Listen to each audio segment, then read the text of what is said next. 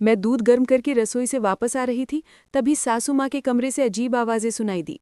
मेरी सास बार बार कहती थी, अब बस करो, मैं थक गई हूँ, मुझसे इतना नहीं होता, अब मुझ में ताकत नहीं है, तुम बहुत ताकतवर हो लेकिन मैं कमज़ोर हूँ। फिर जब ससुर की गुस्से भरी आवाज़ आई, ससुर कह रहे थे, चुप बैठो और ऐसे ही चलने दो। ये सब सुनकर मैं डर गई और अपने कमरे में आ गई। जब मैं सोने गई तो सोचती रही कि मेरे ससुर इतने ताकतवर कैसे हैं, काश मुझे भी ऐसा ही समीर चाहिए था। हेलो दोस्तों, मेरा नाम मीर है। मेरी शादी बहुत जल्दबाजी में हुई। एक अच्छा घर बार होने के नाते मेरे माता पिता ने शादी से इनकार नहीं किया और मेरी जल्दी शादी कर दी। मुझे ससुराल को आए 1 सप्ताह हो गया था और मैं अपने समीर की दिनचर्या से भली भांति परिचित थी। उसे हर रात दूध पीना पसंद था, लेकिन मैं भूल जाती थी। मैं हर बात छोटी छोटी बातें भूल जाती थी और कुछ चीज़ों को ज़्यादा महत्व देती थी और उन बातों के बारे में सोचती रहती थी। 3 दिन से मेरे समीर मुझे रात को दूध लाने की याद दिला रहे थे। मुझे दूध पीने की आदत थी, लेकिन मैं फिर भूल गई। एक दिन मेरे समीर गुस्से में मेरे पास आए और गुस्से में मुझसे बोले, क्या मुझे हर रात तुम्हें बार बार बताना पड़ेगा? मैं जल्दी से उठकर रसोई में चली गई। मेरी सास अपने कमरे में थी। जब मैं दूध गर्म करके वापस लौट रही थी तो सास ससुर के कमरे से अजीब सी आवाज़ें आ रही थी। सास बार बार कहती थी, अब बस करो, मैं थक गई हूँ, अब मुझ में ताकत नहीं है, तुम बहुत ताकतवर हो लेकिन मैं कमज़ोर हूँ। फिर ससुर की गुस्से भरी आवाज़ आई, थोड़ी देर रुक नहीं सकती क्या? ये सब सुनकर मैं असमंजस में पड़ गई और अपने कमरे में आ गई। जब मैं सोने गई तो यही सोचती रही कि मेरे ससुर इतने ताकतवर कैसे हैं, मुझे भी ऐसा ही समीर चाहिए था, लेकिन मेरे समीर बहुत जल्दी थक जाते थे। यही सोचते सोचते मैं सो गई। सुबह जब मैं उठी तो मेरी सास रोज की तरह घर का काम कर रही थी। उसका व्यवहार बिल्कुल सामान्य था, ऐसा लग ही नहीं रहा था कि वो ये सब रात में कर रही हैं। मेरे ससुर एक दिन जल्दी ही काम से घर आए और तुरंत सास को कमरे में बुलाकर अंदर ले गए। मैंने खाना बनाया और अपनी सास को बुलाने के लिए उनके कमरे के पास गई। दरवाजे पर पहुंची तो उनकी आवाज़ सुनकर चौंक गई। रात का खेल फिर से शुरू हो चुका था। सास कहती रही, रुको, मैं थक गई हूँ। ये सब सुनकर मैं डर गई और वापस रसोई में आ गई। जब मैं रसोई में आई तो सोच रही थी कि मेरे ससुर ऐसा क्या खाते हैं जो इतने ताकतवर हो जाते हैं। आधे घंटे के बाद मैं वापस उनके कमरे में गई और फिर वही आवाज़ सुनाई दी। अब मैं सोच रही थी कि ससुर इतना शक्तिशाली होने का क्या राज होगा। अब मैं जानना चाहती थी कि मेरी सास उन्हें रोज़ क्यों मना करती हैं। 15 मिनट बाद सास कमरे से बाहर आई। जब वो बाहर आई तो उनके चेहरे पर कुछ भी नजर नहीं आ रहा था, लेकिन दोनों हाथ कमर पर थे और कह रही थी, ये कमर का दर्द कब दूर होगा। ये सुनकर मैं अपनी हंसी नहीं रोक पाई। अब मैं जानना चाहती थी सास उन्हें क्या देती हैं। मेरा ध्यान मेरी सास पर था। मेरे समीर उनसे बहुत अलग थे। वो जल्दी सो जाते थे और मैं अपने समीर के प्यार की चाहत में रातों को जागती थी। तभी मेरा ध्यान सास के कमरे पर जाता था। उन्हें देखकर मुझे आश्चर्य होता था कि वे इस उम्र में भी कैसे मजे कर सकते हैं।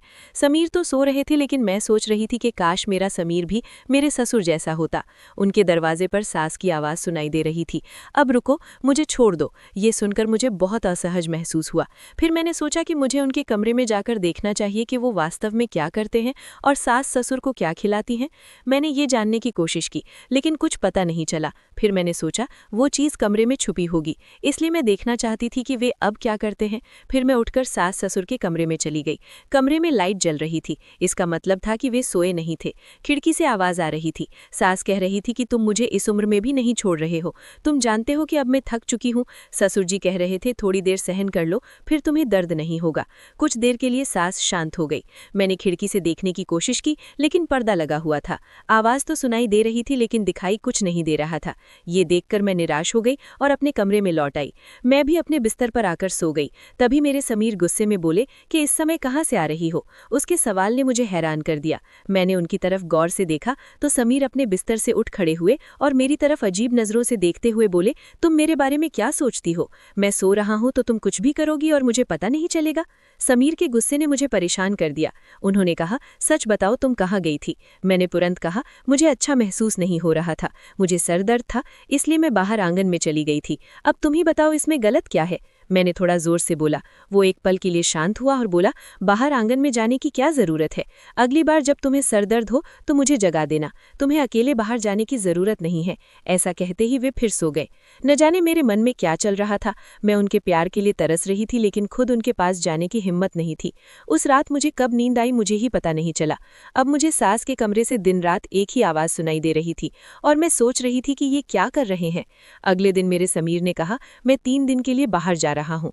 जब उसने मुझे ये बताया तो मुझे एक बढ़िया विचार आया। मैंने सोचा चलो देखते हैं आज उनके कमरे में क्या चल रहा है। मेरी सास शाम को खाना खाने के बाद बाहर टहलने जा रही थी और वो दोनों आपस में बातें कर रहे थे। मैं उन्हें देखकर आश्चर्यचकित रह जाती थी कि इस उम्र में भी वे एक दूसरे के साथ समय बिताते हैं। उनका और मेरा जीवन बहुत अलग था। वो लोग इस उम्र में भी भरपूर जिंदगी जी रहे थे और हम अलग थे। उस दिन मैंने जल्दी से अपना सारा काम खत्म किया और अपनी सास ससुर के कमरे में चली गई। आज मैं सास के कमरे में छिपकर सच जानने की कोशिश कर रही थी। मेरे ससुर अपनी पत्नी से बहुत प्यार करते हैं और उसे बहुत खुश रखते हैं। मेरे समीर मुझे इतना खुश नहीं रख पाते, इसलिए मैं जानना चाहती थी कि मेरे ससुर ऐसा क्या खा लेते हैं जो उन्हें इतना शक्तिशाली बना देती है। मैं इसे अपने समीर को देना चाहती थी। ये देखने के लिए मैं उस रात उनके कमरे में छिप गई। उस रात मैंने जो देखा उससे मुझे सदमा लगा। मैं उन्हें बिना किसी शर्त के देख रही थी। थोड़ी देर बाद मैं खड़ी हुई और उनके पास चली गई। वे मुझे आश्चर्य से देख रहे थे। उन्हें विश्वास ही नहीं हो रहा था कि मैं उनके कमरे में हूँ। अगले दिन मेरे समीर भी घर पर नहीं थे और जब मैंने फिर फैसला किया कि रात मैं अपने ससुर के कमरे में ही गुजारूंगी। शायद ये बात मेरी सास को पता थी, इसलिए उन्होंने गुस्से में मुझसे कहा कि आज रात को तुम हमारे कमरे में आओगी तो मुझसे बुरा कोई नहीं होगा। ये सुनकर मैं परेशान हो गई। उसी समय मेरे ससुर वहां आ गए। हमें बातें करते देख वे हमारी तरफ आए और मेरी तरफ देखने लगे। फिर मैंने धीमी आवाज में कहा, माँ जी, मुझे रात को कमरे में आने से मना कर रही हैं। ये सुनकर मेरे ससुर बहुत क्रोधित हुए और गुस्से से उनकी ओर देखते हुए बोले, बहू को मना मत करो, उस पर मेरा उतना ही अधिकार है जितना तुम लोगों पर है। फिर तुम उसे क्यों मना कर रही हो? जो तुम स्वयं नहीं कर सकती उसे करने दो। फिर उनके जाने के बाद मेरी सास ने कहा कि अगर तुम आज हमारे कमरे में आओगी तो मैं तुम्हारे समीर को तुम्हारे खिलाफ कर दूंगी। ये सुनकर मैं परेशान हो गई। अगर वो मेरे समीर को मेरे खिलाफ कुछ कह देगी तो वो मुझसे नाराज हो जाएंगे। मेरे लिए ये सब सहना नामुमकिन था।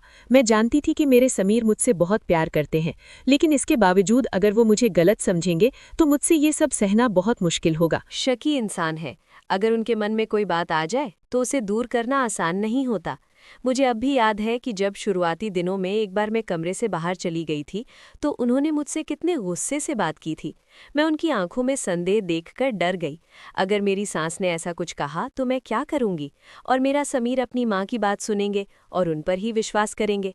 फिर मैंने फैसला किया कि मैं अपनी सास की बात मानूंगी, उसके साथ घुल मिल जाऊंगी और वो नाराज नहीं होंगी। वो मेरे समीर को मेरे खिलाफ करने की कोशिश नहीं करेगी। मैं रात के खाने के तुरंत बाद अपने कमरे में चली गई और सो गई। मैं बहुत खुश थी कि कल मैं अपने ससुर के कमरे में गई थी और मुझे उन्हें देखकर खुशी मिली। लेकिन जब मुझे अपनी सास का व्यवहार याद आया तो मैं चुप रह गई। उसी समय दरवाजे पर दस्तक हुई। मैंने दरवाज़ा खोला तो सामने मेरे ससुर खड़े थे। उन्होंने मुझे अजीब नज़रों से देखा और कहा, तुम्हें आज मेरे कमरे में आना था, अब तक क्यों नहीं आई? उनकी बातों ने मुझे सोच में डाल दिया और मैंने कहा, आज मेरी तबीयत ठीक नहीं है। मेरे ससुर कुछ देर तक मुझे शांति से देखते रहे, फिर बोले, मुझे पता है तुम क्यों मना कर रही हो। तुम शायद अपनी सास के डर से ये सब कह रही हो। चिंता मत करो, मैंने उसे समझा दिया है। अब मैं तुम्हारा इंतज़ार कर रहा हूँ। जब मैं उनके कमरे में गई तो मैं बहुत खुश हुई थी और वे फिर से वही कर रहे थे। मेरी सांस कल से पहले ही थक गई थी। थोड़ी देर बाद उनकी सांसें फूलने लगी और कहने लगी, आज मेरी तबीयत ठीक नहीं है, मैं आज ये सब नहीं कर सकती। उसी समय ससुर ने कहा, तुम्हें क्या परेशानी हो रही है? दिन ब दिन तुम मुझे बहुत कम समय दे रही हो और जल्द ही थक जाती हो। तुरंत यहाँ आओ। अब अगर तुम चुप नहीं बैठी तो मुझसे बुरा कोई नहीं होगा। फिर मेरी सांस भी हमारे साथ आ गई। हम काफ़ी देर तक यही करते रहे। थोड़ी देर बाद मेरी सांस एक तरफ हट गई और बोली, अब मेरा काम हो गया, मुझ में अब हिम्मत नहीं रही। उसके बाद हम दोनों यही करते रहे और काफ़ी देर बाद जब मैं थक गई तो मेरे ससुर ने खुद मुझसे कहा, तुम बहुत थक गई हो, अब हम ये काम बंद करते हैं और कल छुट्टी लेते हैं। मुझे ये सुनकर बहुत दुख हुआ कि वे कल रात काम नहीं कर पाए। ये सोच ही रही थी कि दरवाजे पर दस्तक हुई। दरवाज़ा खुला तो मेरे ससुर बाहर खड़े थे। उन्होंने मुझे अजीब नज़रों से देखा और कहा, आज तुम बहुत खूबसूरत लग रही हो। मैं उनकी तारीफ से शर्मा गई। उन्होंने कहा, चलो आज भी काम करते हैं, कमरे में आओ, मैं तुम्हारा इंतज़ार कर रहा हूँ। मैं उनके कमरे में चली गई और फिर हम तीनों वही करने लगे जो पिछले 2 दिन से करते आए थे। अब मेरा मन कह रहा था कि मुझे ये काम हर दिन करना चाहिए। अगले दिन मेरे समीर भी घर लौट आए। समीर आते ही वे मुझे अपनी बेचैनी भरी प्रेम कहानियां सुनाने लगे। मेरे बिना वे कितने असहज थे और मैं कितना कुछ वहां चुक रहा था। मैं भी उसकी बातों से बहुत खुश थी कि आखिरकार उसे मेरा एहसास हुआ और उसने मेरी कमी महसूस की। फिर मैंने अपना सर उनकी बाहों में रख दिया और आराम से सो गई। अब मैं रोज़ समीर के सोने के बाद ससुर के कमरे में जाती थी। फिर हम आधी रात तक ऐसा ही करते थे। एक रात जब मैं सास ससुर के कमरे से वापस अपने कमरे में आई तो मेरे समीर बहुत गुस्से में थे। मेरे समीर ने मुझसे कहा, मैंने तुमसे कहा था कि रात को कमरे से बाहर मत जाना, लेकिन तुमने मेरी बात नहीं मानी। अब सच सच बताओ, तुम कहाँ चली गई थी? मैं उनके पास बैठ गई और बोली, मैं तुम्हारी माँ के कमरे में गई थी। ये सुनकर वो आश्चर्यचकित रह गया। तुम इतनी देर तक मेरी माँ के कमरे में क्या कर रही थी? उन्होंने मुझे संदेह भरी नज़रों से देखा। मैंने कहा, मुझे उनसे काम था इसलिए चली गई थी। इसके बाद वे चुप रहे और कुछ नहीं बोले। अब दूसरे या तीसरे दिन जब मैं अपनी सास के कमरे में सुख लेने के लिए जाने लगी, इस बार भी वे सोए नहीं थे, तो मेरे समीर मुझसे पूछने लगे कि तुम माँ के पास कौन सा काम करने जाती हो? मैं बिना कुछ कहे जाने लगी, लेकिन मेरे समीर ने मुझे खींचकर बिस्तर पर धक्का दे दिया और गुस्से में बोलने लगे। मैं उन्हें इतने गुस्से में देखकर डर गई और उन्हें बताने ही वाली थी कि दरवाजे पर दस्तक हुई। मेरे समीर ने जाकर दरवाज़ा खोला। सामने मेरे ससुर थे। उन्हें मेरे समीर के साथ कुछ काम था, इसलिए वे अपने बेटे के साथ चले गई। मैंने एक गहरी सांस ली और शांत हो गई। फिर कुछ दिनों बाद एक रात जब मैं सास ससुर के कमरे में गई तो शायद मेरे समीर सोए नहीं थे और वे मुझे ढूंढते हुए उस कमरे में आ गए। सामने हमें ऐसा करते देखकर वे चौंक गए। जब उसने हमें एक पैर पर खड़े होकर पूजा करते देखा तो उसके मुंह से तेज आवाज़ निकली, क्या हो रहा है? तो मेरी सास ने अपना दूसरा पैर जमीन पर रखा और सोफे पर बैठते हुए बोली, तुम्हारे पापा कब से ये पूजा करते आ रहे हैं। उनका कहना है कि एक पैर पर खड़े होकर इस तरह पूजा करने से भगवान प्रसन्न होते हैं और मनुष्य को वो सब कुछ मिलता है जो वो चाहता है। मैं जल्दी ही थक जाता हूँ, लेकिन तुम्हारी पत्नी और पिताजी लंबे समय तक ये काम करते हैं। पता नहीं ये दोनों क्यों नहीं थकते। ये सुनकर मेरे समीर ने मेरी ओर मुस्कुराते हुए देखा और कहा, मेरी पत्नी बहुत अच्छी है और कभी नहीं थकती। उन्होंने खुशी से ऐसा कहा। ये सुनकर मैं शर्मिंदा हो गई, लेकिन फिर मेरे समीर ने सभी को समझाया कि इस तरह का अंधविश्वास रखना ठीक नहीं है। अगर सच्चे मन से भगवान की पूजा की जाए तो सब कुछ ठीक हो जाएगा। काफ़ी समझाने के बाद मेरे ससुर मान गए और फिर एक साधारण इंसान की तरह व्यवहार करने लगे। अब वे सुबह नहा धोकर भगवान का ध्यान करने लगे और हमने भी अपने आप को सुधार लिया और अच्छे से रहने लगे। तो दोस्तों, ये थी आज की कहानी। आपको कहानी कैसी लगी कमेंट करके बताइए और चैनल को सब्सक्राइब करना न भूलें। धन्यवाद।